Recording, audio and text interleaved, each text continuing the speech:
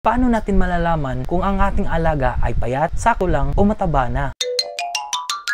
Merong 9 points body scoring ang pinagbabasihan, pero ang ating talakayin ay kung paano masasabing payat, sakto lang o mataba na. Kahit hindi mo nahawakan, malalaman ang payat ang ating alaga dahil makikita na ang ribs, spine at hip bone. Tapos hindi na makakapa ang mga muscles. Yung mga sakto lang ang laki ay makakapa pa ang mga laman at buto. May mga muscles din sa bandang ribs at spine at makikita pa itong tinatawag na abdominal tuck o bewang. Yan ang basihan kung ang alaga natin ay sexy o macho. Itong mga mataba na talaga ay may likod na parang pwede nang gawing mesa sa sobrang lapad. Hindi na mahawakan ang mga buto sa ribs dahil nabalutan na ng taba, at ang abdominal tuck naman ay hindi na makikita. Dahil dito marami ng mga sakit na lumalabas dahil barado na ng taba ang daloy ng dugo sa kaugatan at hindi na makaabot sa pinakamatipis na ugat na kailangan din ng magandang nutrisyon. Mas maiging pumunta tayo sa ating mga veterinaryo para magabayan tayo at ma-evaluate ang ating alaga kung okay pa ba yung laki nila at mabigyan ng magandang payo sa pagpapakain.